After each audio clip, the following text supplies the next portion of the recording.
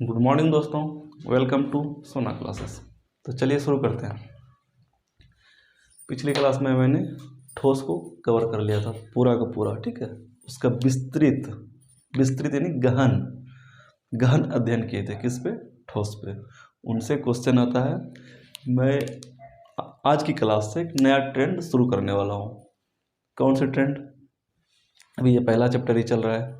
Trend ऐसा रहेगा कि आपको क्या बोलते हैं, क्लास के अंत में, लास्ट में, इससे जितने भी ऑब्जेक्टिव निकल सकते हैं इम्पोर्टेंट मैं आपको निकाल के लास्ट में एक स्लाइड में दे दूंगा। आप उसको सॉल्व करके लाइएगा और उसके बाद उसका आंसर नेक्स्ट डे मिलेगा, वो भी क्लास के लास्ट में। और फिर नेक्स्ट डे फिर से एक स्लाइड मिलेगा। जितना आप आज पढ़िएगा, चाहे एक क्वेश्चन इंपॉर्टेंट हो या फिर 10 क्वेश्चन इंपॉर्टेंट हो, उस क्लास का सारा इंपॉर्टेंट क्वेश्चन उससे रिलेटेड निकाल के मैं आपके सामने रख दूंगा, ठीक है ना। तो चलिए शुरू करते हैं आज की क्लास। कल ठोस हो गया था। सभी जगह एक ही कहानी है। क्या कहानी है? अंतरानुक आकर्षण बल और अंतरानुक स्थान, इसी दोनों पे पूरा चल रहा है। ठोस, द्रव और गैस।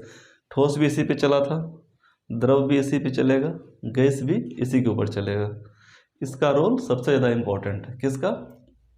अंतरानुक आकर्षण बल, अंतरानुक स्थान, ठीक है ना। अंतरानुक आकर्षण बल और अंतरानुक स्थान वो क्या करता है? एक दूसरे से संबंध रखता है, ठीक है। क्या संबंध रखता है? यदि अंतरानुक आकर्षण बल ज़्यादा हो, बहुत ज़्यादा हो, तो अंतरानुक स्थान क्या होगा? बहुत ही कम होगा। समझ रहे हैं ना। यदि कोई कस के खींच रहा है दबा के, तो क्या होगा? उसके बीच में जगह क्या होगा? कम बनेगा। यदि कोई नॉर्मल तरीके से पकड़ा हुआ है तो उसके बीच में रिक्त स्थान क्या होगा? अंतरानुक स्थान ज़्यादा होगा। आ रहा है समझ में? यदि उसी की अपोजिट सोचा जाए, यानी कि विपरीत सोचा जाए, यदि अंतरानुक आकर्षण बल बहुत क्या बोलते हैं, बहुत कम लगे, तो अंतरानुक स्थान क्या होगा? ज़्यादा होगा, ठीक है। जस्ट एक दूसरे का अपोजिट होता है। यदि बल ज़्यादा लगेगा तो अंतरानुक स्थान कम होगा, यदि बल कम लगेगा तो अंतरानुक स्थान ज़्यादा होगा। आ रहा समझ में? तो चलिए देखते हैं। द्रव के कणों के बीच अंतरानुक आकर्षण बल ठोस की तुलना में कमज़ोर होती है। चलिए आपको मैं बताता हूँ। कोई ठोस होता है, कोई द्रव अवस्था मतलब क्या होता है? जिसमें कि बहने की प्रवृत्ति होती है। वो ऐसा क्यों होता है? वो क्यों बहता है? ये क्यों नहीं बहता? पानी बहता है लेकिन ईंट नहीं बहता, क्यों? इतना पढ़ने के बाद आप खुद सोच सकते हैं कि इसका एक कारण, सबसे बड़ा कारण है अंतरानुक आकर्षण बल। ठोस में क्या होता है? अंतरानुक आकर्षण बल ज़्यादा होता है। द्रव में क्या होता है? ठोस की अपेक्षा कम होता है।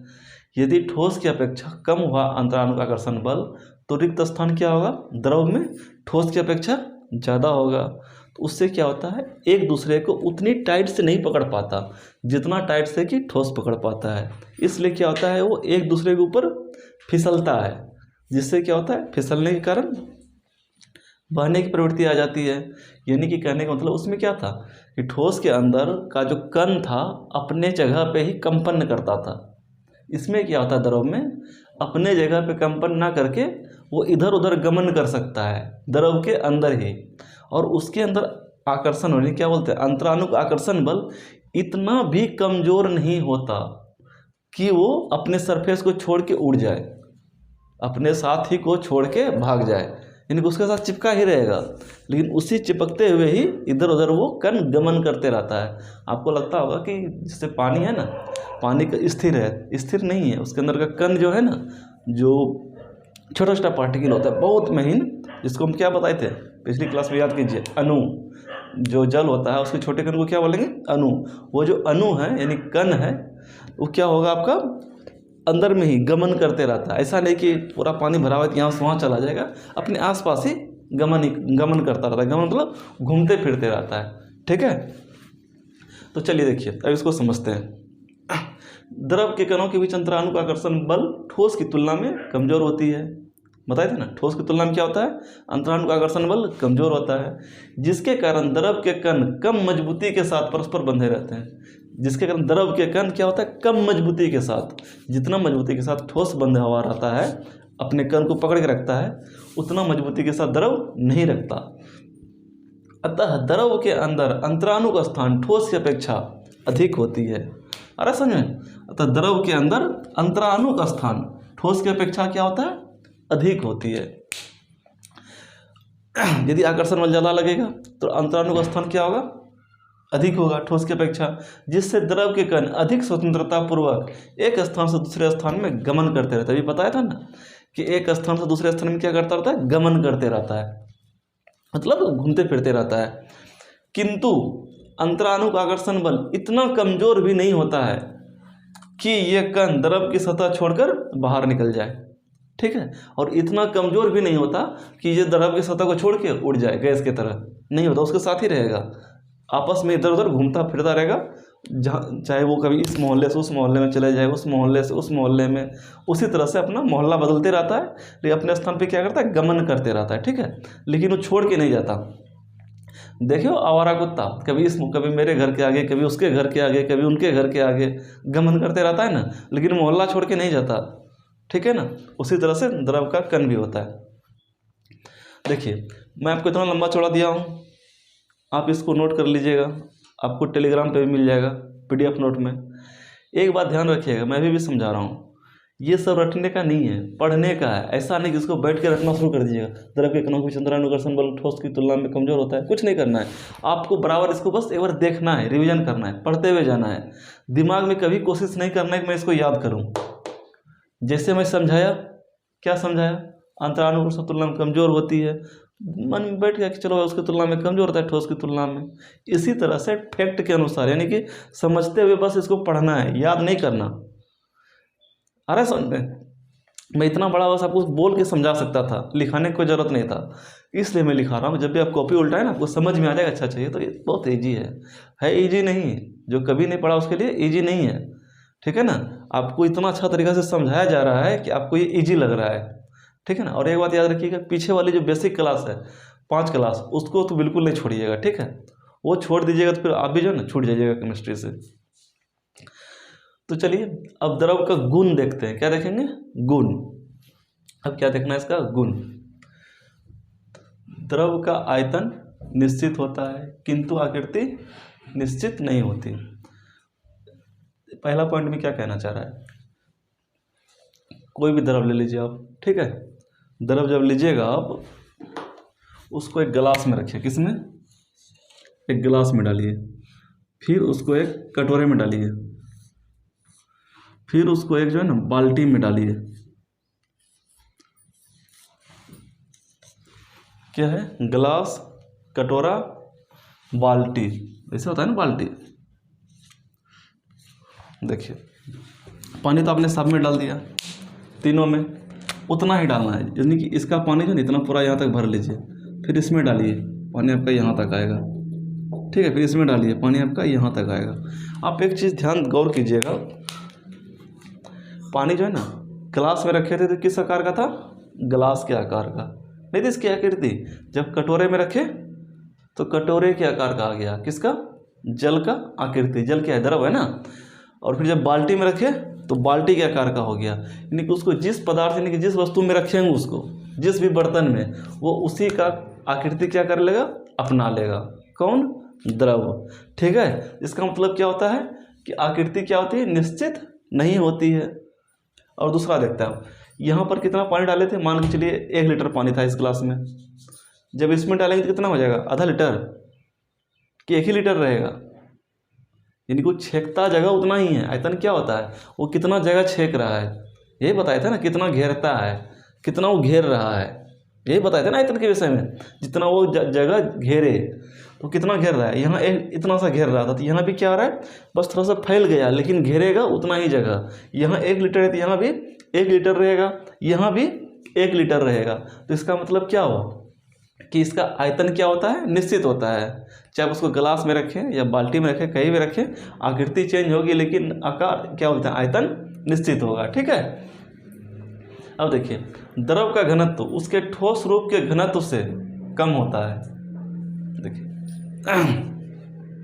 कोई द्रव का कोई भी पदार्थ में बताया था ना, 3 अवस्था में पाया जाता है, ठोस में भी, द्रव में भी, गैस में भी। बात को समझिएगा। मान के चलिए कोई क्या है, पहले शुरू कहाँ से होता है, ठोस से ना, पहले ठोस होता है, उसके बाद द्रव। इस डायग्राम को याद रखना है, बार बार मैं इसे समझा रहा हूँ, ठीक है ना, ऐसे लिखना है। समझ में नहीं आया ना तो अपना से खुद बना लेना है। ठोस, द्रव, गैस। अच्छा बताइए, तो इसमें सबसे ज़्यादा घनत्व मतलब कि रिक्त स्थान किस में ज़्यादा होगा, इसमें या इसमें? मान के चलिए कोई भी पदार्थ है, तीनों अवस्था में पाया जाता है, उसको पहले ठोस बना के रखे हुए हैं एक जगह क्या बना के रखे हैं, द्रव, एक जगह उसी को गैस बना के रखे हैं। वो कैसे रखेंगे, टेम्परेचर सब पे क्या होगा, अलग अलग लगेगा। इस पर क्या होगा, ज़्यादा उष्मा, इसमें कम उष्मा देना पड़ेगा, फिर उसको द्रव बनाने के लिए ज़्यादा उष्मा देना पड़ेगा, फिर द्रव से गैस बनाने के लिए और ज़्यादा उष्मा देना पड़ेगा। बताए थे ना, जैसे जैसे गर्म करते जाएंगे उसकी अवस्था चेंज हो जाएगा, ठीक है। लेकिन सबका गर्म करने की लेवल है कि कितना डिग्री सेल्सियस टेम्परेचर दिया जाए। देखिए रिक्त स्थान ठोस में ज़्यादा होगा, द्रव में ज़्यादा होगा, किस में होगा, द्रव में ज़्यादा होगा रिक्त स्थान। उनसे ज़्यादा रिक्त स्थान किस में होगा, ज़्यादा गैस में। तो क्या होगा, जिसमें रिक्त स्थान ज़्यादा हो तो उसमें क्या होगा, उसका घनत्व ज़्यादा होगा, कम होगा ना। तो घना कितना है, घना, जब रिक्त स्थान उसके अंदर बन रहा है तो घना कम हो जाएगा ना ठोस की तुलना में। इसलिए कह रहा है ये द्रव पराया और संपीडीय, द्रव का घनत्व उसके ठोस रूप के घनत्व से, ये जो ठोस रूप के घनत्व से क्या होता है, हमेशा कम होता है, ठीक है ना। लेकिन पानी में थोड़ा उल्टा होता है। पानी में क्या होता है, पानी को छोड़ के लगभग जो है ना, बोले ना अपवाद भी कुछ होता है। पानी में क्या होता है ना कि यदि आप उसको ठोस रूप में बनाइएगा ना तो उसका घनत्व क्या हो जाता है, कम हो जाता है द्रव अवस्था के रूप में, यानी कि जल की तुलना में। यानी कि जल जो पानी के रूप में रहता है ना द्रव अवस्था में, उस तुलना में क्या हो जाएगा, कम हो जाता है, ठीक है। आप देखेंगे जब कोई पानी है ना, पानी के ऊपर यदि आप बर्फ़ डाल दीजिएगा, पानी का ही जमा और ऊपर बर्फ़ डाल दीजिएगा ना, तैरने लगता है। क्यों तैरता है, वो तभी तैरेगा जब तक कि उसका घनत्व क्या होगा, कम होगा, किसका, बर्फ़ का, ठीक है ना। यदि घनत्व उसका ज़्यादा होता बर्फ़ का तो क्या होता, वो डूब जाता। यदि पानी के अंदर आप लोहा डालिएगा ना तो सीधा डूब जाएगा। क्यों, क्योंकि उसका घनत्व लोहा का ज़्यादा होता है। एक बात याद रखिएगा, जो तैरने वाला सिस्टम होता है ना, जिसका घनत्व ज़्यादा रहेगा वो अंदर जाएगा, यदि उसका घनत्व कम है उसके तुलना में तो क्या रहेगा, ऊपर पे तैरता रहेगा, ठीक है। इसलिए पानी में क्या होता है, बर्फ़ तैरने लगता है। क्यों, उसके ठोस अवस्था क्या होता है, उसका घनत्व जो है ना कम होता है, किसके तुलना में, द्रव की अवस्था से, किस में, जल में। लेकिन बाकी और सब में ठोस अवस्था में क्या होता है, उसका घनत्व ज़्यादा होता है, ज़्यादा घना होता है, किसके, द्रव अवस्था की तुलना में, ठीक है। द्रव प्रायः असंपीडीय होता है। द्रव जो होता है ना वो भी असंपीडीय होता है, यानी उसको दबाने की कोशिश कीजिएगा ना कि दब जाए, नहीं होता है कि जैसे यहाँ पकड़े हुए हैं तो पानी डाल दिए, इसको दबाएंगे कस के, दब जाए, नहीं दबता है। ये थोड़ा बहुत दबता है, बहुत कम दबता है। लेकिन ठोस में भी यही चीज़ बताए थे, ठोस भी दबता है, कितना दबता है, बहुत कम दबता है, यानी कि बहुत कम असंपीडीय होता है। लेकिन द्रव जो होता है ना ठोस की तुलना में ज़्यादा असंपीडीय होता है, वो भी बहुत कम दबता है, लेकिन ठोस से थोड़ा ज़्यादा दबता है। क्यों, इसलिए ज़्यादा यानी दबेगा, यानी कि असंपीडीय होगा, क्योंकि द्रव में क्या होता है, यानी कि रिक्त स्थान ज़्यादा होता है, किसकी तुलना में, ठोस की तुलना में। आ रहा समझ में, रिक्त स्थान ज़्यादा होने की वजह से ही उसमें क्या होता है, बहाव की प्रवृत्ति आती है, एक दूसरे को पकड़ नहीं पाता। समझ रहे हो ना, आ रहा समझ में।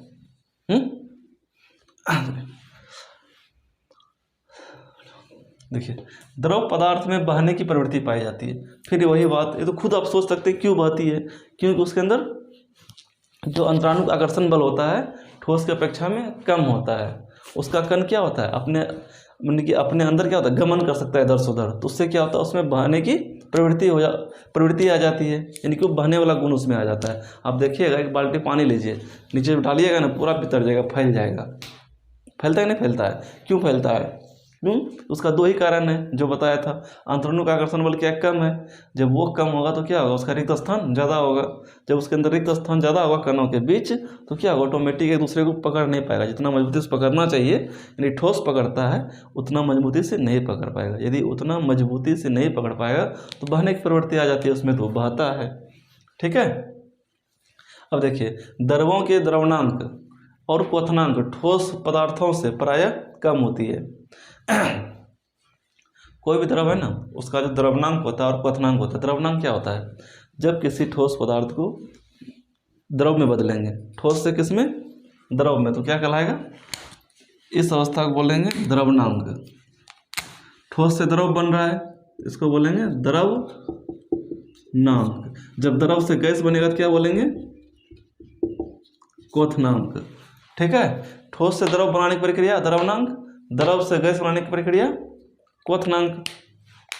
अब ठोस में क्या होता है, वो ज़्यादा, उसमें क्या होता है, ज़्यादा आकर्षण बल ज़्यादा कस के पकड़ा रहता है, उसका दोनों कणों के बीच में आकर्षण बल क्या होता है, यानी कि अंतरानुकर्षण बल बहुत ज़्यादा होता है, जिससे कि उसे बहुत ज़्यादा एनर्जी दिया जाता है, उसको क्या बनाने के लिए, द्रव बनाने के लिए। ठीक है, और फिर द्रव से गैस बनाने के लिए और ज़्यादा एनर्जी दिया जाता है, तब जाके क्या बनता है, गैस।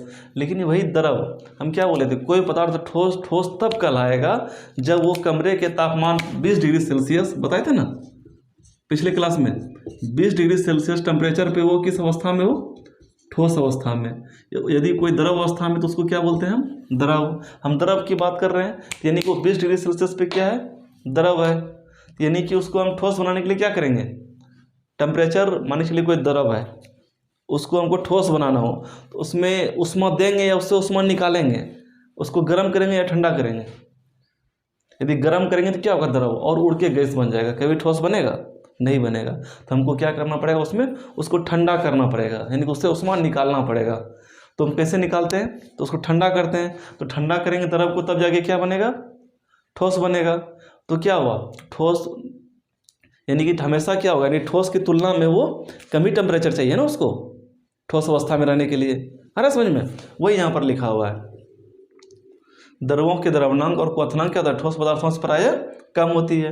अब देखिए द्रव पदार्थों के द्रवणांक कमरे के ताप से कम, अभी बताया था ना मैंने, द्रव पदार्थों के द्रवणांक, इसका जो द्रवणांक होता है कमरे के ताप से कम।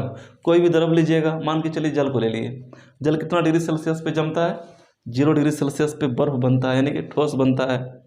यदि वो यानी कि वो क्या बनेगा, यानी कि द्रव बनेगा तो किस टेम्परेचर पे, 0 डिग्री सेल्सियस पे ही द्रव बनना स्टार्ट हो जाएगा, उसके बाद थोड़ा भी टेम्परेचर देंगे तो पानी बनना स्टार्ट हो जाएगा।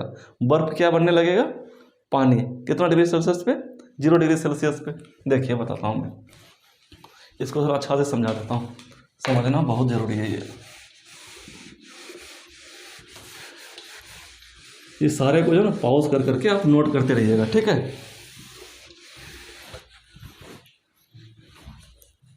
क्या था, मान के चलिए कोई बर्फ ले लिए, बर्फ का टुकड़ा ले लिए, ठीक है, अब पानी ले लिए, क्या लिए, पानी ले लिए, फिर उसका वाष्प ले लिए, पानी वाष्प बनता है ना, ऐसे उड़ते जो रहता है, नहीं उड़ता है, पानी ले लिए, वाष्प ले लिए। ये द्रव की अवस्था में कितना डिग्री टेम्परेचर पे, अभी हम कमरे के ताप पे देख रहे हैं, तो इसको हम क्या बोल देते हैं, द्रव, नहीं बोलते, इसको क्या बताते हैं हम कि द्रव अवस्था में है। यदि यहाँ पर मैं 0 डिग्री सेल्सियस टेम्परेचर ले जाऊँ, कितना, 0 डिग्री सेल्सियस, क्या हो जाएगा, बर्फ बन जाएगा। इससे थोड़ा सा तापमान बढ़ेगा तो बर्फ क्या हो जाएगा, पानी बनना शुरू हो जाएगा। वही फिर पानी को गर्म करेंगे, कितना, 100 डिग्री सेल्सियस पे, तो क्या बनने लगेगा, वाष्प। अरे समझ में, अब आपको समझ में ना, सच मैंने आपको ये नहीं बताया सेल्सियस होता क्या है। सेल्सियस क्या है ना, कि ऊष्मा को मापने का क्या है, मेजरमेंट का तरीका है, कि मैं इसको इतना ऊष्मा दे रहा हूँ, ठीक है, उसका मात्रक क्या आपको डिग्री सेल्सियस में मापते हैं, ठीक है ना। जैसे कि क्या, जो वैज्ञानिक इसको निकालने वाला था ना, जो बनाने वाला, सेल्सियस का माप देने वाला, उन्होंने देखा पानी को आधार बनाया, किसको, पानी को। पानी जिस ताप पर बर्फ बनना शुरू होता है, कितना पे, 0 डिग्री पे, उसको 0 माना गया, और जिस ताप पर पानी उड़ना शुरू हो जाता है, यानी कि वाष्प बनना शुरू हो जाता है, कितना डिग्री सेल्सियस पे? 0 डिग्री सेल्सियस पे।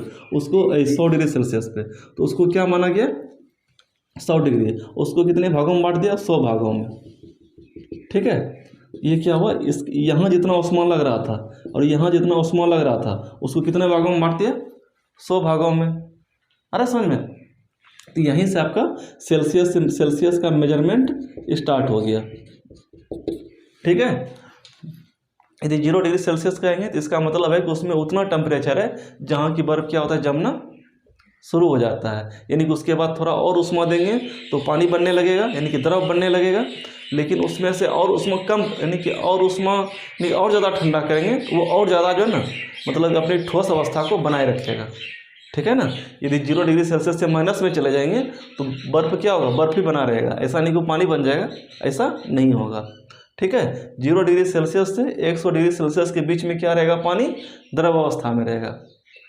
ठीक है, और 0 डिग्री सेल्सियस से पहले ये बर्फ रहेगा, 100 डिग्री सेल्सियस के बाद वो वाष्प अवस्था में रहेगा।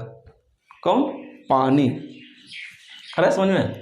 तो हम यहाँ पर आपको ये समझाना चाह रहे थे कि द्रव पदार्थों के द्रवनांक कमरे के ताप से कम होता है। कमरे के ताप से हमेशा इसका द्रवनांक क्या होगा, कम होगा, क्योंकि ये 0 डिग्री सेल्सियस पे क्या बनता है, बर्फ से पानी बनता है। यानी कि पानी से बर्फ बनता है कितना पे, 0 पे। और इनका क्वथनांक मतलब ये वाष्प कब बनता है, ये 100 डिग्री सेल्सियस बताए थे ना।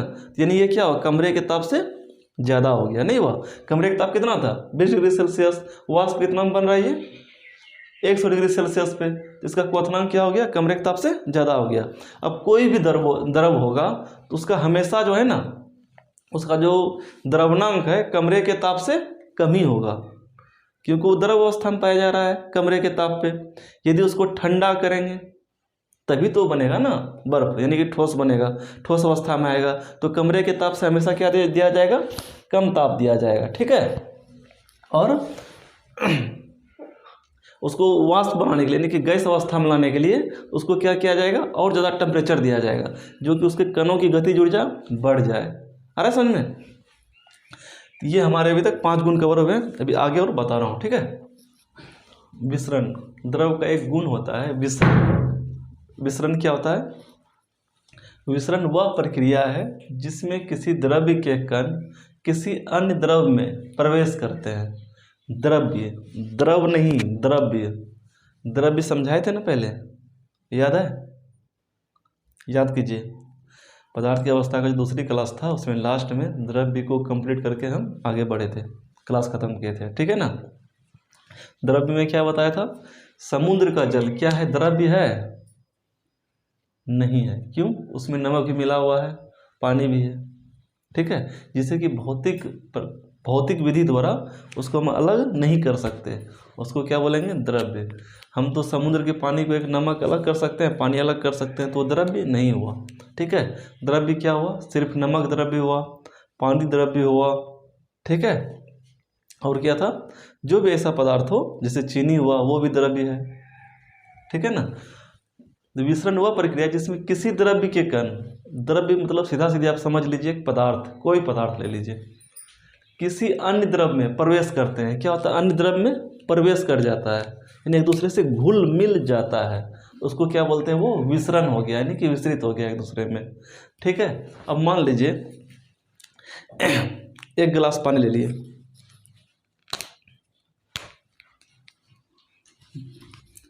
गिलास हो गया, इसमें जो है ना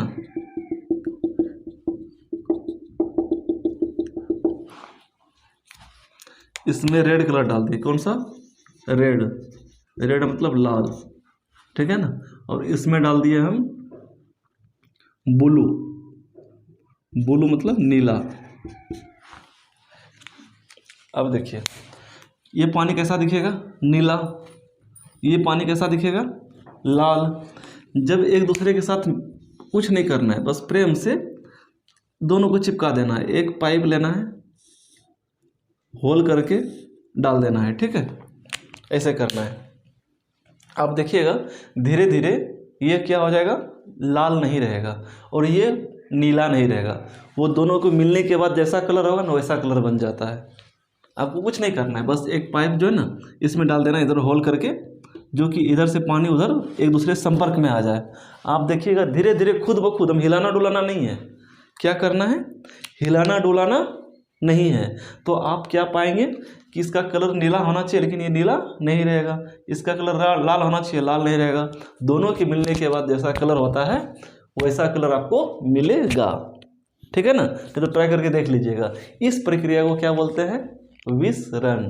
ठीक है, यानी कि जो ऑटोमेटिक रूप से मिल जाए, उसको मेहनत नहीं करना पड़े, उसको क्या बोलेंगे? मिश्रण बोलेंगे। विसरण द्रवों में बहने के गुण होने के कारण, द्रव में कौन सा गुण होता है? बहने के कारण, बहने का गुण होता है। बहने का गुण क्यों होता है? क्योंकि उसका कण है ना घूमते रहता है, बोले ना गमन करते रहता है। यानी कि उसकी जो कण की गतिज ऊर्जा क्या होती है? ठोस के कणों की गतिज ऊर्जा की तुलना में ज़्यादा होता है, इसलिए उसमें गमन करने की क्या होती है? गुण पाया जाता है, यानी कि इधर से उधर घूमते रहता है। अरे समझ में, बात को समझना है। उसी से क्या होता है? तो ये कण इधर से उधर, उधर से उधर घूमते रहता है। जब घूमेगा तो क्या होगा? कुछ देर बाद, तुरंत नहीं होगा, कुछ देर बाद, कुछ टाइम बाद एक दूसरे से मिल जाएगा, यानी कि विसरित हो जाएगा। ठीक है, परस्पर मिश्रित हो जाने की प्रवृत्ति पाई जाती है। द्रवों में बहने के गुण होने के कारण परस्पर मिश्रित हो जाने की प्रवृत्ति पाई जाती है। ठोस, द्रव और गैस सभी पदार्थ द्रव में विस्तृत होते हैं। ठोस भी विस्तृत होता है, कौन? किसमें? द्रव में। कैसे? आप देखिए, नमक को जो है ना कुछ नहीं करना है, एक क्या बोलते हैं एक गिलास पानी ले लीजिए, उसमें इतना सा नमक डाल दीजिए। ठीक है, कुछ नहीं, हिलाना नहीं है। अब 2-4 घंटा बाद देखिएगा, पी के देखिएगा, ऊपर से वो तो नीचे बैठ जाता है, लेकिन जब ऊपर पीजिएगा ना कुछ देर बाद देखिएगा कि नमक नीचे गायब हो गया, ऊपर भी नमक चला गया। मान लीजिए, आप बात को समझिएगा, छोटी मगर मोटी बातें। आप इसमें नमक डाल दीजिए। क्या डालना है आपको? नमक। तो यहाँ देखिएगा आपका बैठ जाएगा सारा नमक। आफ्टर 2 आवर, 2 घंटा बाद आप इसको पी के देखिएगा, बस पानी जैसा स्वाद आना चाहिए, लेकिन आपको यहाँ जब पीजिएगा ना तो यहाँ भी आपको नमक जैसा स्वाद मिलेगा। क्यों? आपने हिलाया नहीं है, फिर भी ये नमक यहाँ बैठा, धीरे धीरे ये पिघलते हुए पूरे में फैल जाता है। इसका मतलब क्या है? ये विसरित हो रहा है, विसरण की प्रक्रिया हो रही है, यानी कि ऑटोमेटिक एक दूसरे में घुल मिल रहा है। आ रहा है समझ में? तो वही हम कह रहे थे, ठोस, द्रव और गैस सभी पदार्थ द्रव में विसरित होते हैं। ठीक है ना? नहीं तो आप ट्राई करके देख लीजिएगा, घर में तो गिलास होगा, पानी भी होगी, नमक भी होगा, डाल के 2 घंटा छोड़ के देखिएगा ये जब इसको ऊपर से पीजिएगा, थोड़ा सा चम्मच से निकाल लीजिएगा पानी को, फिर पीजिएगा, देखिएगा नमकीन लगेगा, क्योंकि नमक नीचे था, ऊपर कैसे आया भाई? मैंने तो हिलाया नहीं, विसरण की प्रक्रिया से। ठीक है, अब देखिए तीसरा क्या था? गैस। गैस भी द्रव में घुलता है, पता है आपको जैसे लगता है ना, जैसे कि अपना वायुमंडल में कौन कौन सा गैस पाया जाता है? Oxygen, carbon dioxide, nitrogen, argon, इसके अलावा बहुत सारे गैस पाए जाते हैं। जलवाष्प, धूलकण किस में पाया जाता है? वायु में। आपको शायद पता नहीं होगा, बता दूं, जल में जो मछली होता है ना, जीव जंतु, कुछ ऐसे जीव जंतु होते हैं, जीव जंतु और पौधा, वो क्या करता है? जल में जो घुला हुआ रहता है, क्या? कार्बन डाइऑक्साइड और ऑक्सीजन विस्तृत, ऐसा नहीं कि उसके अंदर क्या बोलते हैं, जल में क्या रहता है, किससे बन के बनता है बताइए तो? जल हाइड्रोजन और ऑक्सीजन से, H2O। लेकिन उन दोनों का गुण उसमें नहीं रहता, ना हाइड्रोजन का ही गुण पाया जाता है, ना ही ऑक्सीजन का। वो जो एक्स्ट्रा ऑक्सीजन आता है, जो जल का जो रिक्त स्थान है, अंतराणु रिक्त स्थान है ना, उसमें वायुमंडल में जो ऑक्सीजन होता है ना, वो उसमें जाके सेट हो जाता है, यानी कि उसमें विस्तृत हो जाता है ऑटोमेटिक। जैसे नहीं बोल रहे थे ऑटोमेटिक विस्तृत होता है, उसी तरह से उस पानी में ऑक्सीजन क्या हो जाता है? विस्तृत हो जाता है। किसमें? पानी में। उसी ऑक्सीजन को जलीय जीव यूज करता है, किसमें? जिंदा रहने के लिए, सांस लेने में। अरे समझ में, बात क्लियर हो गया होगा। ठीक है ना? और उसमें जो कार्बन डाइऑक्साइड भी क्या होता है? विस्तृत रहता है इसमें, किसमें? जल में। आप देखें कभी कोको कोला, स्प्राइट, ये सब पिए हैं? ऐसे ऐसे 2 बार हिला दीजिएगा, देखिएगा पूरा उड़ जाएगा। क्यों उड़ता है? क्योंकि उसमें क्या होता है, उसमें ज़बरदस्ती मिलाया जाता है, क्या? कार्बन डाइऑक्साइड को। ठीक है, जिससे कि उस सॉफ्ट ड्रिंक लगे। जितना ज़्यादा उसमें गैस डालेंगे पानी के अंदर, किसी द्रव के अंदर, तो वो क्या होगा? पतला जैसा गुण होगा, जो कि कंठा जाएगा तो छक से लगेगा, लगता है ना? अरे समझ में? तो कहने का मतलब है, ठोस, द्रव और गैस तीनों क्या होता है? सभी पदार्थ द्रव में विस्तृत होते हैं। द्रव में क्या होता है? विस्तृत होता है। अभी हम किसका गुण पढ़ रहे हैं? द्रव का, इसलिए उसके विषय में डिटेल से समझ रहे हैं, ठीक है। अब द्रव का जमना किसको बोलेंगे?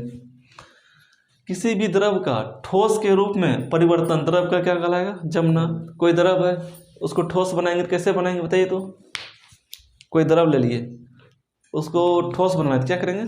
उसको गर्म करेंगे, गर्म करेंगे ना? बेवकूफ़, खुद सोचो, यदि हम उसको गर्म करेंगे तो उसका कणों की गतिज ऊर्जा क्या और ज़्यादा बढ़ जाएगा, तो क्या हो सकता है? अधिक से अधिक गैस बन सकता है, लेकिन वो जम नहीं सकता। वो कब जमेगा? जब उसको हम ठंडा करेंगे, यानी कि उसके कणों की गतिज ऊर्जा को कम करेंगे। उसके कणों की गतिज ऊर्जा कम कैसे होगी? जब उसको हम ठंडा करेंगे। जब ठंडा करेंगे क्या होगा? धीरे धीरे वो जमना शुरू हो जाएगा। अरे समझ में, यानी कि द्रव को जमाने के लिए क्या करना पड़ता है? उसको ठंडा करना पड़ता है, ठीक है ना। तो वही हुआ, किसी भी द्रव का ठोस के रूप में परिवर्तन। कोई भी द्रव को ठोस के रूप में बदल दीजिए, वो क्या कहलाएगा? जमना कहलाएगा। किसका जमना कहलाएगा? द्रव का जमना, ठीक है।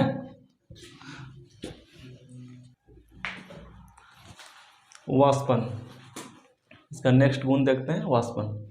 किसी द्रव का कमरे के ताप या द्रव के क्वथनांक के नीचे के तापों पर वाष्प बनकर धीरे धीरे वायुमंडल में जाने की प्रक्रिया वाष्पन कहलाती है। अच्छा, आप लोग वाष्पन समझते हैं? आप देखे होंगे, गौर कीजिएगा, थोड़ा सा ध्यान दीजिएगा, मैं जो बोल रहा हूँ ना, समझना है इसको, और उसको प्रैक्टिकली जोड़ के देखना है। किससे जोड़ के देखना है? जो आपने अपने रियल लाइफ में देखा है, ठीक है। तो आप देखे होंगे, एक काम क्या बोलते हैं, एक थाली ले लीजिएगा, थाली होता है ना, बड़ा वाला थाली, करके नहीं तो देख लीजिएगा प्रैक्टिकल। बड़ा वाला थाली ले लीजिएगा, कमरे के रात में ना सोने से पहले रात में क्या करना है, उसमें थोड़ा सा पानी डाल देना है। इतना पानी डाल देना है कि आपको लगे कि उसमें बस पानी है। अब सुबह देखोगे पानी आपको एक भी नहीं मिलेगा। आखिर पानी गया कहाँ? बात को समझिएगा मैं क्या कर रहा हूँ। आपने तो पानी डाला है उसमें, मान लीजिए आधा गिलास नहीं, 1 कप पानी डाल दिया आपने। एक बड़ी सी थाली आपने ले ली, क्या ले लिया आपने? बड़ा सा थाली ले लिया जिसमें आप खाना खाते हो। उसमें क्या क्या आपने पानी डाल दिया। कब? रात में। जबकि रात के समय में क्या होता है, आपका मौसम थोड़ा नॉर्मल रहता है, लगभग 20 डिग्री सेल्सियस के आसपास रहता है। यानी कि कमरा का ताप जितना होना चाहिए उतना का मौसम रहता है, चाहे रात के समय हो या दिन के समय हो। आप कभी भी प्रैक्टिकल कर सकते हैं, ठीक है। क्या करना है आपको? एक थाली लेना है, थाली में 1 कप या आधा कप पानी लेना है, डाल देना है। जब आप सुबह देखोगे उठकर तो उसमें पानी रहेगा ही नहीं, ठीक है। पानी आखिर गया कहाँ? आपको पता है, पानी वाष्प तभी बनेगा, यानी गैसीय अवस्था में तभी जाएगा जब तक कि उसको 100 डिग्री सेल्सियस टेम्परेचर ना मिले। कितना चाहिए बताया था ना अभी? पानी को गैस बनने के लिए कितना टेम्परेचर चाहिए? उसका क्वथनांक कितना होता है? 100 डिग्री सेल्सियस। लेकिन यहाँ कितना है? मात्र 20 डिग्री सेल्सियस। उस पर भी पानी क्या बन जा रहा है? विलुप्त हो जा रहा है, गायब हो जा रहा है। ऐसी कौन सी जादुई शक्ति है जो कि पानी को गायब कर रहा है, ठीक है। उसी प्रक्रिया को हम क्या बोलते हैं? वाष्पन। हम उसको उतना टेम्परेचर नहीं दिए हैं जितना उसको चाहिए, 100 डिग्री सेल्सियस। उससे नीचे में ही वो क्या बन रहा है? वाष्प बन के उड़ जा रहा है। उस प्रक्रिया क्या बोलेंगे? वाष्पन, ठीक है। किसी द्रव का कमरे के ताप मतलब 20 डिग्री सेल्सियस या द्रव के क्वथनांक के नीचे, द्रव का क्वथनांक कितना है? 100 डिग्री सेल्सियस, उनसे नीचे ही नीचे के तापों पर वाष्प बनकर धीरे धीरे, बहुत धीरे धीरे होता है ये प्रक्रिया, वायुमंडल में जाने की प्रक्रिया, वायुमंडल में चला जाता है। क्या बनकर? वाष्प बनकर। क्या कहलाती है उस प्रक्रिया को? वाष्पन कहलाती है। ऐसा समझ में? ऐसा क्यों होता है वो भी बताऊंगा। चलिए देखिए, ऐसा क्यों होता है ये बताता हूँ आपको। मैं बताया था द्रव का जो कण होता है ना, उसके अंदर गतिज ऊर्जा क्या होती है? ठोस की अपेक्षा ज़्यादा होती है। उस गतिज ऊर्जा ज़्यादा होने के कारण वो क्या होता है? अपने जगह पे स्थिर नहीं रहता, वो क्या करता है? गमन करते रहता है। मैं पहले बता चुका हूँ। उस गमन करने का मतलब क्या हुआ? अपने एक जगह से दूसरी जगह क्या होता है? घूमते फिरते रहता है। अरे समझ में? जब वो अपने जगह घूमते फिरते रहता है, यानी कि पूरा उसका गतिज ऊर्जा ज़्यादा है उसका, यानी कि उसका कंपन की क्या है, कंपन बहुत ज़्यादा करता है वो कौन, जल का कण। जब वो कंपन करेगा तो उसका जो ऊपरी सतह होगा, किसका, जल का, जो यानी द्रव का जो ऊपरी सतह होगा, वायुमंडल में कौन कौन से कण पाए जाते हैं, हाइड्रोजन तो पाया जाता है, hydrogen, helium, oxygen, argon, nitrogen, carbon dioxide. लेकिन 3 प्रमुख कौन कौन से हैं, 2 प्रमुख आपका, 3 प्रमुख में आ जाता है आपका सबसे ज़्यादा नाइट्रोजन, वायुमंडल में जो पाया जाता है सबसे ज़्यादा नाइट्रोजन, उसके बाद ऑक्सीजन, उसके बाद कार्बन डाइऑक्साइड। ठीक है, कार्बन डाइऑक्साइड तो बहुत कम पाया जाता है, हम इसी तीनों को लेके चलते हैं। ठीक है ना। वो किसमें, वायुमंडल में है। और द्रव का कण क्या हो रहा है, गतिमान है, तो उसके संपर्क में कौन सा कण आएगा, मान के चलिए कोई बर्तन में द्रव रखे हुए हैं, तो वायुमंडल के संपर्क में कौन सा कण आएगा द्रव का, ऊपरी सतह, समझ रहे हैं ना। मान के चलिए पानी है, हम पानी में इसमें रख लिए किसी बर्तन में, ठीक है, वायुमंडल के संपर्क में कौन सा सतह आएगा, नीचे वाला आएगा, नहीं, जो उसके ऊपर वाला सतह है वो वायुमंडल के संपर्क में आएगा। अब बताइए, इसका जो जल द्रव का जो कण है वो क्या होता है, गतिमान होता है, तो वो ऊपरी सतह भी क्या होगा, गतिमान होगा, तो वो क्या होता है, हमेशा वायु के कणों से क्या होता है, टकराते रहता है। क्या होता है, टकराते रहता है। उसके कणों से बार बार टकराते रहने से क्या होता है, उसके अंदर इतनी ज़्यादा गतिज ऊर्जा मिल जाती है, इतनी ज़्यादा ऊर्जा मिल जाती है कि वो अपने सतह को छोड़ के उड़ जाता है, यानी कि वाष्प बनकर वो ऊपर चला जाता है। तो धीरे धीरे ऐसी प्रक्रिया होते होते क्या होता है, पानी आपका बिल्कुल ही सूख जाता है। यदि मेरे ऊपर विश्वास ना हो, कोई दिक्कत नहीं, सुबह का समय है, आराम से आप एक थाली लीजिए, उसमें आधा कप पानी दीजिए, अब शाम तक देखिएगा एक भी नहीं पानी नहीं बचेगा। यदि बचेगा भी तो 1 कप नहीं बचेगा, जितना आप डाले हैं ना उससे कम ही बचेगा। ठीक है, बराबर तो कभी नहीं बच सकता, आप करके देख लीजिएगा प्रैक्टिकल। ठीक है, इसका वजह यही एकमात्र है। क्या क्या वजह है, फिर से बता दूं कि द्रव का कण क्या होता है, हमेशा गतिमान होता है। उसके गतिमान अपने जगह पे क्या होता है, कंपन बहुत ज़्यादा करता है, इधर उधर बौखते रहता है। जो सतह वाला भाग है द्रव का, वायुमंडल के संपर्क में आता है ना। जो वायुमंडल के संपर्क में आएगा तो क्या होगा, ऊपर वाला सतह जो कंपन करता है, इधर उधर भागते रहता है, वो वायुमंडल के कण से टकराता है। वो टकराते टकराते क्या होता है, उसके अंदर इतनी ऊर्जा मिल जाती है, इतनी ऊर्जा आ जाती है कि वो अपना सतह छोड़कर वाष्प बन जाता है। ठीक है, बात को ध्यान रखना है। देखिए, अब खुद सोचो आप, द्रव कई प्रकार के होते हैं। कोई द्रव है कि 100 डिग्री सेल्सियस पे क्या होता है, वो होता है, क्या बोलते हैं, वायुमंडल में जाना शुरू हो जाता है, वाष्प बनना शुरू हो जाता है। ठीक है, कोई ऐसा होता है जैसे ईथर कोई रासायनिक पदार्थ है, वो कितना है, उसका टेम्परेचर होता है, वो उसका क्वथनांक होता है 34 डिग्री सेल्सियस। पानी का कितना होता है, 100 डिग्री सेल्सियस। ईथर का आपने इसको देखा है तो इस पता होगा, या आपने नहीं देखा तो पता नहीं होगा, ये भी कोई द्रव पदार्थ है। ठीक है, क्या, ईथर 34 डिग्री सेल्सियस, इसका क्वथनांक 100, इसका 34। अब आप खुद सोचिए कि यदि एक ही साइज का थाली ले लिए, ठीक है, इसमें 1 कप पानी डाल दिए, कितना, 1 कप पानी, और इसमें 1 कप ईथर, ठीक है, कमरे के ताप पर, तो पहले कौन उड़ेगा, ये उड़ेगा पहले ये उड़ेगा, पहले ईथर उड़ेगा। क्यों उड़ेगा ईथर, क्योंकि इसका क्वथनांक क्या है, कम है, ये कम ही टेम्परेचर पे ज़्यादा उड़ रहा था, नहीं उड़ेगा। तो इसका मतलब है यदि 20 डिग्री सेल्सियस पे पानी को उड़ाएंगे और 20 डिग्री सेल्सियस पे ईथर को उड़ाएंगे, सबसे पहले कौन उड़ेगा, ईथर उड़ेगा। अरे समझ में, तो वही चीज़ यहाँ लिखा हुआ है, क्वथनांक कम तो वाष्पन अधिक। जिसका क्वथनांक कम होगा, इसका क्वथनांक क्या था, कम था, तो वाष्पन क्या हुआ, इसका ज़्यादा हो गया, यानी कि ज़्यादा उड़ गया, तुरंत उड़ गया। है समझ में। द्रव का ताप जितना अधिक, अब देखिए कोई द्रव का ताप, मान के चलिए पहले से पानी थोड़ा गर्म किए हुए हैं, 2 तरह का पानी लीजिए। एक पानी आप ऐसा लीजिए जिसका टेम्परेचर जो ना गर्म करके हम डाले हुए हैं, यानी कि लगभग 40 डिग्री सेल्सियस है, और एक पानी ऐसा लीजिए आप पानी ही ले रहे हैं, ठीक है ना, उसका टेम्परेचर कितना है, 20 डिग्री सेल्सियस। तो पहले कौन उड़ेगा, यदि खुला छोड़ दे तो पहले 40 वाला उड़ेगा। क्यों, इसमें तो पहले से इसको क्या होगा, इसको सतह छोड़ने के लिए जो उसको ऊर्जा चाहिए, ये पहले से इसमें थोड़ा ऊर्जा ज़्यादा दे रखे हैं, अरे अरे समझ में, तो यानी कि द्रव का ताप जितना अधिक होगा उतना ही वाष्पन क्या होगा, ज़्यादा तीव्र होगा। अरे समझ में। अब देखिए, द्रव का सतह का क्षेत्रफल जितना अधिक होगा, मान के चलिए एक छोटा सा कटोरी ले लेते हैं, उसमें 1 कप पानी डाल देते हैं। एक कटोरी समझते हैं क्या बोलते हैं उसको, बाटी, गोल जैसा छोटा सा जो होता है जिसमें खीर खाते हैं, ठीक है, पता नहीं हमको, हम लोग अपने लैंग्वेज में कटोरी बोलते हैं, ठीक है। एक छोटा सा कटोरी ले लिए और एक बड़ा सा थाली ले लिए, ठीक है। अब दोनों में 1 कप पानी डालेंगे तो पानी किससे ज़्यादा वाष्पित होगा, वाष्पन किस में ज़्यादा होगा, थाली वाले में। क्यों, क्योंकि उसका ऊपरी सतह जो है ना वायुमंडल के संपर्क में ज़्यादा आएगा, किसका, थाली का, तो उसका एरिया क्या हो गया, बढ़ गया, तो ज़्यादा उसका क्या वाष्पन होगा तेजी से। इसका इतना ही साथ सतह संपर्क में आएगा तो क्या होगा, उसमें कम वाष्पन होगा। अरे समझ में, वही कह रहा है, द्रव का सतह का क्षेत्रफल जितना अधिक तो वाष्पन उतना ही ज़्यादा तीव्र। अब देखिए, वायु का वेग जितना अधिक, वायु का वेग जितना अधिक होगा उससे ज़्यादा टकराएगा।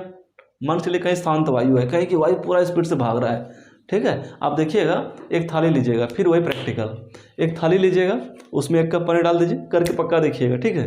अभी क्लास के बाद जाइएगा, क्या दिक्कत, थाली तो सबके घर में होगा ही होगा। एक थाली लीजिएगा, ठीक है, उसमें 2 थाली लीजिएगा, दोनों में 1 कप पानी डाल दीजिएगा, एक को कमरे के अंदर, एक को कमरे के बाहर डाल दीजिएगा। देखिएगा कमरे के बाहर कहाँ पे, छाँव में, धूप में नहीं, छाँव में। आप देखिएगा क्या पाते हैं कि बाहर वाला पहले सूखता है। क्यों, कि बाहर में थोड़ी थोड़ी हवा चलती है, रूम में कहाँ से हवा चलेगा, नहीं चलेगा ना। तो उससे क्या होता है, जब ज़्यादा हवा जब चलेगा तो क्या करेगा, उसकी ऊपरी सतह से टकराएगा ज़्यादा स्पीड से, कौन, हवा। तो उसमें उसके कण की गतिज ऊर्जा क्या होगी, जल्दी बढ़ेगी। जितना उसको छोड़ने के लिए ऊर्जा चाहिए सतह को, उसमें क्या जल्दी मिल जाता है, तो जल्दी जल्दी उड़ जाएगा। और जो कमरे पे रहेगा, इसमें वायु का कण क्या है, वायु अगर नहीं बह रहा हो, बस वायु का जो कण से जो अब नॉर्मली टकरा रहा है उसके कारण वो वाष्पित होगा। समझ रहे हो, तो इसमें क्या मतलब स्लो हो जाएगा। तो कहने का मतलब है, वायु का वेग जितना अधिक उतना ही वाष्पन तीव्र होगा, ठीक है। चलिए, वाष्पन में एक पॉइंट और बनता है, वाष्पन की मैंने भी क्या बताया था, वाष्पन के लिए तो वाष्पन कैसे होता है, जो द्रव का जो ऊपरी सतह होता है, उसका जो सतह का जो कण होता है, ऊपरी सतह कण वायुमंडल के कण से क्या होता है, टकराता है। तो उसमें जो गतिज ऊर्जा और ज़्यादा बढ़ती है, उसके कारण वो क्या होता है, अपनी सतह को छोड़ देता है। और साथ ही साथ वो कण, मान के चलिए कोई, आप एक काम कीजिए, एक घड़ा लीजिए, ठीक है, मिट्टी का, उसमें आप पानी डाल दीजिए। क्या डालना है आपको, पानी, थोड़ा सा गर्म करके डालना है पानी। आप देखिएगा कुछ देर बाद, यानी कि आप धूप में भी रखिएगा ना उसको, कुछ देर बाद उसका पानी क्या हो जाएगा, टेम्परेचर जितना गर्म पानी आप दिए थे ना उससे धीरे धीरे कम होता चला जाएगा। कारण क्या है, कारण क्या है कि उसमें घड़े में क्या होता है, छोटा छोटा छेदा होता है मिट्टी में, वो मिट्टी का घड़ा बना होता है ना, तो उसमें क्या होता है, छोटा छोटा छिद्र होता है। तो उससे क्या होता है, जैसे हवा खुला बोलते हैं ना, खुला हवा, उसी तरह से, जैसे देखिए आपको दिखाता हूँ मैं,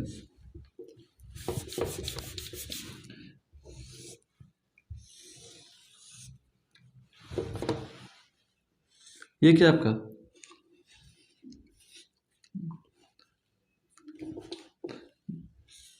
घड़ा है, इसमें क्या पानी भर दिए।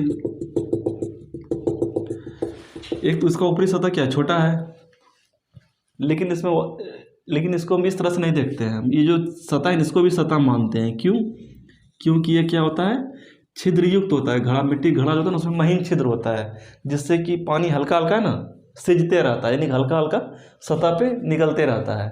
इसलिए इसका सतह क्या हो जाता है, बहुत ज़्यादा बड़ा हो जाता है, इतना बड़ा सतह हो जाता है पूरा एकदम से। अरे समझ में।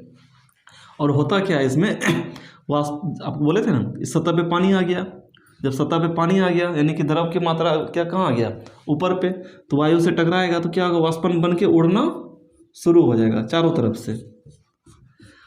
इसमें तो गर्म पानी था।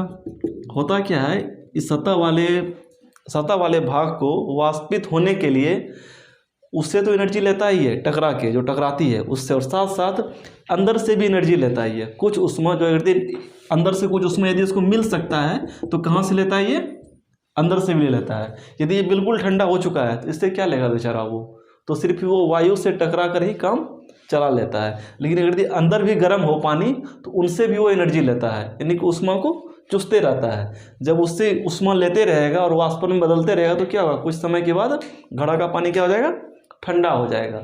इसलिए गर्मी के सीजन में जब बहुत ज़्यादा गर्मी होती है तो हम लोग क्या करते हैं, सुराही का उपयोग करते हैं, मिट्टी के बर्तन का, यानी कि मिट्टी का घड़ा लेते हैं, उसमें पानी रखते हैं। क्यों? इसी वजह से कि मेरा पानी क्या हो, ठंड रहे। क्योंकि उस टाइम जो है ना अपने वायुमंडल का टेम्परेचर कितना होता है, 40 डिग्री सेल्सियस। यदि हम बाहर में कोई पानी रखेंगे उसका टेम्परेचर कितना हो जाएगा, इतना ही होगा, 40 डिग्री सेल्सियस। यदि इस घड़े के अंदर हम 40 डिग्री सेल्सियस टेम्परेचर डाल दें पानी, इतना टेम्परेचर का, तो धीरे धीरे वाष्पन होना शुरू होगा। तो ये अंदर से भी क्या करेगा, टेम्परेचर लेते रहेगा। जब ये लेते रहेगा धीरे धीरे क्या होगा, ये कम होता चला जाएगा। जब एक लिमिट में आ जाएगा, जब वो नीचे से नहीं ले जा सकता, जैसे कि लगभग 20 के आसपास आ जाएगा, तो क्या होगा, इससे लेना ये बंद कर देगा। कौन, ये चारों ओर वाला। जब इससे लेना बंद कर देगा तो क्या हो जाएगा, ये पानी क्या हो गया, ठंडा हो गया। अब कितना ठंडा हो गया, इसकी तुलना में तो बहुत ठंडा हो गया है ना। ऐसा नहीं कि वो फ्रिज का पानी बना देता है बिल्कुल बर्फ वाला, वैसा नहीं होता, लेकिन बहुत हद तक ठंडा कर देता है जो कि हमको पीने में अच्छा लगे। ठीक है, तो सुराही में पानी क्यों रखा जाता है, कि वाष्पन की प्रक्रिया होती है इसकी सतह पे। जब इसकी सतह पे वाष्पन की प्रक्रिया होगी तो ये अंदर से एनर्जी लेगा, यानी कि ऊष्मा लेगा। जब अगर ये अंदर से ऊष्मा लेगा तो क्या होगा, ये धीरे धीरे ठंड होता जाएगा। इसलिए हम सुराही में, यानी मिट्टी के बर्तन में गर्मी के समय में पानी रखते हैं। ठीक है, चलिए हटाइए, हमको लगा ये समझा देना चाहिए, ज़रूरी है ये। और ये सब चीज़ जो मैं बता रहा हूँ ना फैक्ट, हो सकता है तो अपना ये तो सारी चीज़ें लिखा ही दिया, उसमें नहीं लिखा था पहले, मैं बताया था वाष्पन क्यों होता है नहीं होता है, बस दिमाग में रखना है अच्छी तरह। ठीक है, कहानी बनाकर, नहीं तो घड़े का फिगर बना लीजिएगा, जैसे जैसे मैं लिखा था वैसे वैसे आप नोट कर लीजिएगा, तो आपको समझ में आ जाएगा कि मैं इस जगह आपको क्या समझाया था। ठीक है, और साथ ही साथ नोट्स तो देते जा रहा हूँ। ठीक है, अब देखिए आर्द्रता देखते हैं। वायु में उपस्थित जलवाष्प की मात्रा आर्द्रता कहलाती है।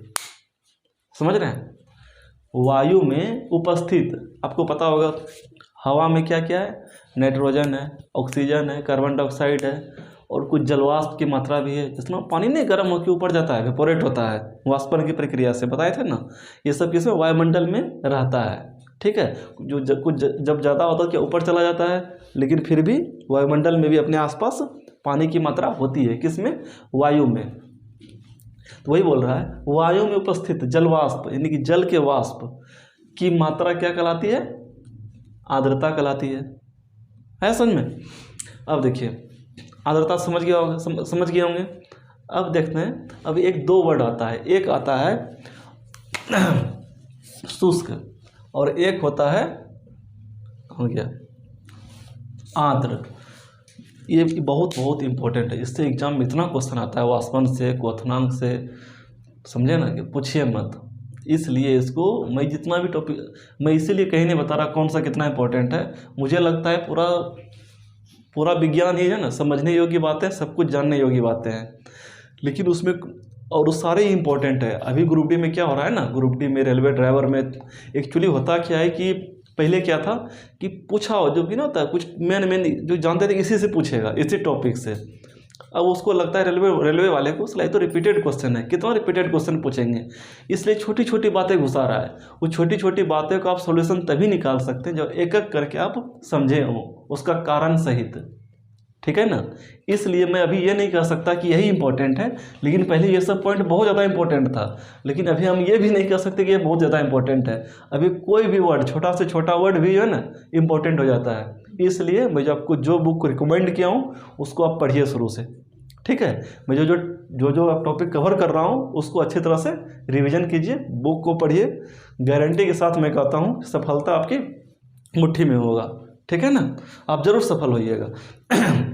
साइंस को लेकर तो टेंशन ही नहीं लेना है, बिल्कुल टेंशन नहीं लेना है। मैं जैसे बता रहा हूँ, जिस तरह से कवर कर रहा हूँ, आप साइंस के जो है ना मास्टर माइंड बन जाओगे, मास्टर माइंड। इतना अच्छा से समझ के पढ़ना, आप अभी तक पहले भी पढ़े होंगे, इतना क्लियर व्यू आपको नहीं मिला होगा, गारंटी के साथ मैं कह सकता हूँ। ठीक है ना, देखिए एक क्या था, आर्द्र था, एक शुष्क था।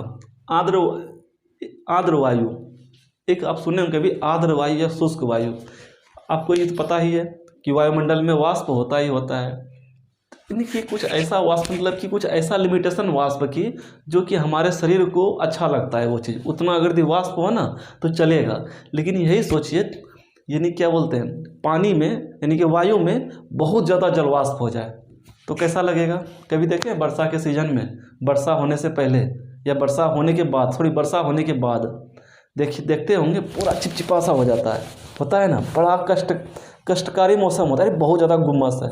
हमारे इधर कहा जाता है बहुत ज़्यादा गुम्मस है। गुम्मस मतलब वायुमंडल में जलवाष्प की मात्रा बहुत ज़्यादा है, जिसके कारण मेरे शरीर में चिपचिपा हो जाता है। आपको पता नहीं, मेघालय एक भारत का राज्य है, वहाँ पर जाइएगा ना तो उसको मेघालय इसलिए नाम रखा गया कि वहाँ वर्षा खूब होती है। मेघ क्या होता है, जलवाष्प, जल जो भाप बनता है ना वो वाष्प, पर वाष्प ही क्या है, वहाँ बहुत ज़्यादा भाप बनता है, इसलिए वहाँ के वायुमंडल में गर्मी के सीजन में इतनी जलवाष्प होती है, इतनी जलवाष्प होती है, यदि आप खड़ा हो जाइएगा ना तो इसमें ऐसे कीजिएगा ना, पानी ऐसे निकलेगा हाथ से ऊपर, ऐसा वाष्प जमना शुरू हो जाता है पानी, ठीक है ना। बहुत चिड़चिड़ापन होता है, मैं इसको झेल रखा हूँ तभी बता रहा हूँ, ठीक है ना। ऐसा लगता था कि दम घुट जाएगा, इतना चिड़चिड़ापन फील होता है। देखिए अब तो कहने का मतलब है कि जब क्या बोलते हैं वायुमंडल में जलवाष्प की मात्रा ज़्यादा हो जाए, जितना चाहिए उससे ज़्यादा हो जाए, तो क्या बोलेंगे, वायु आर्द्र हो गया। आर्द्र मतलब पानी इसमें वायुमंडल में ज़्यादा हो गया, यानी कि वाष्प की मात्रा ज़्यादा हो गया। यदि वायुमंडल में गर्मी के सीजन में कभी कभी देखते हैं कि पूरा वो जितना भी वाष्प क्या होता है, यदि उसको और ज़्यादा हम गर्म कर दें तो वाष्प भी उड़ के कहाँ ऊपर चला जाएगा, तो नीचे क्या होगा, वायुमंडल में वाष्प कम हो जाएगा। जब वाष्प कम हो जाए तो वायु क्या होता है, शुष्क हो जाता है, यानी कि वायु सूखा हो जाता है, यानी कि उसमें किसी भी प्रकार की नमी की मात्रा नहीं होती है, बहुत कम होती है। जब वो ऐसा बहुत कम हो जाए तो उसको क्या बोलेंगे, शुष्क वायु। शुष्क वायु में क्या होता है आप देखे होंगे। अच्छा अभी बताइए, आप कपड़ा सुखाने जा रहे हैं, यदि वायु शुष्क हो तो कपड़ा जल्दी सूखेगा, लेट से सूखेगा, जल्दी सूखेगा। जब वायु शुष्क रहेगा, उसमें नमी की मात्रा कम रहेगी तो कपड़ा क्या होगा, जल्दी सूख जाएगा। यही वर्षा के दिन में आप जाके देखिए, यदि आप कपड़ा को सुखाते हैं वर्षा के दिन में तो गर्मी के मौसम की तुलना में क्या होगा, थोड़ा लेट से सूखता है। क्यों, कि उसमें वायु में क्या होता है, जलवाष्प की मात्रा क्या होता है, ज़्यादा होता है। कब, वर्षा के दिन में, जब पहले से उसमें जल भरा हुआ है और कपड़ा भी भीगा हुआ है तो उसको सूखने में टाइम लगेगा ना। आ रहा है समझ में ना।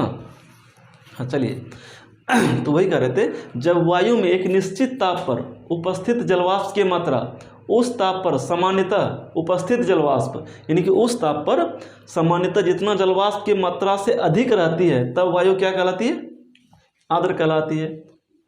अरे समझ में, निश्चित ताप पर उपस्थित जलवाष्प की मात्रा, एक निश्चित ताप पर जो जितनी जलवाष्प मात्रा उपस्थित होनी चाहिए, यदि थोड़ा सा उससे ज़्यादा हो जाए जलवाष्प तो हम क्या बोलेंगे, आर्द्र, ठीक है। इसके विपरीत जब उस ताप पर वायु में सामान्य मात्रा से कम जलवाष्प उपस्थित रहता है, क्या होता है, कम जलवाष्प उपस्थित हो तो वायु क्या हो जाता है, शुष्क कहलाती है। आपको पता है जब वायु शुष्क हो जाता है ना, जब वो बहने लगता है तो उसको क्या बोलते हैं, लू। जो गर्म हवा जब बहती है तो उसको क्या बोलते हैं, लू, कि लू मार दिया, नहीं बोलता है। लू मतलब क्या होता है, जब हवा गर्म होगा, अब बाहर में जाओगे तो वो क्या करेगा, आपके शरीर में टकराएगा वो गर्म हवा, तो आपके शरीर के पानी को चूसता रहेगा। इसलिए क्या कहा जाता है कि गर्मी के मौसम में आपको समय समय पर शरबत नहीं होता है, नींबू चीनी पानी जैसे भी हो, पानी आपके अंदर जाते रहना चाहिए।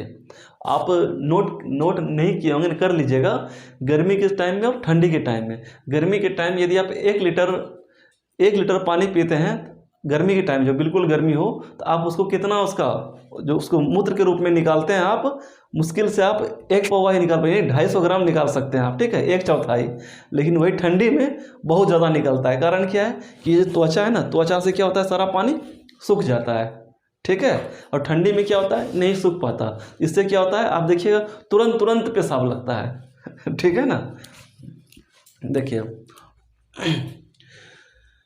यहाँ तक समझ में आ गया क्या होता है आर्द्र वायु, क्या होता है शुष्क वायु, ठीक है। और आर्द्रता क्या होता है, वायु में जलवाष्प की मात्रा को क्या बोलेंगे, आर्द्रता। जब आर्द्रता ज़्यादा हो जाए, यानी जलवाष्प की मात्रा ज़्यादा हो जाए मंडल में एक लिमिट से, तो उसको क्या बोलेंगे, आर्द्र वायु। और जब कम हो जाए जलवाष्प की मात्रा तो उसको क्या बोलेंगे, शुष्क वायु, ठीक है। तो दोस्तों आज जो मैं आपको बताया, मैं आपको पहले बता रखा था क्लास शुरू होने से पहले कि मैं आपको क्या दूंगा, ऑब्जेक्टिव दूंगा, ठीक है। कुछ ऑब्जेक्टिव के सवाल, मतलब कि जो पढ़ाया मैं अभी तक उसमें क्या करूँगा, उसी क्लास का मैं आपको एक क्या ऊपर फ्लैश हो रहा होगा, ठीक है। आपको इसका क्या करना है, खुद बना के रखना है, ठीक है। जो मैं आपको दे रखा हूँ ऑब्जेक्टिव टाइप का ऑप्शन वाला है ना, इसको आपको खुद बना के रखना है। और कल जो है ना इसका आंसर मैं बताऊंगा, आज नहीं बताऊंगा। कब बताऊंगा मैं, कल बताऊंगा, ठीक है। तो आप कृपया इसको नोट कर लें, पॉज करके वीडियो को। ऐसे ही डेली चलता रहेगा, ठीक है। जितना मैं बताऊंगा उसका जो इम्पोर्टेंट ऑब्जेक्टिव होगा आपको दिया जाएगा, ठीक है ना। तो चलिए दोस्तों, आज की क्लास यहीं तक।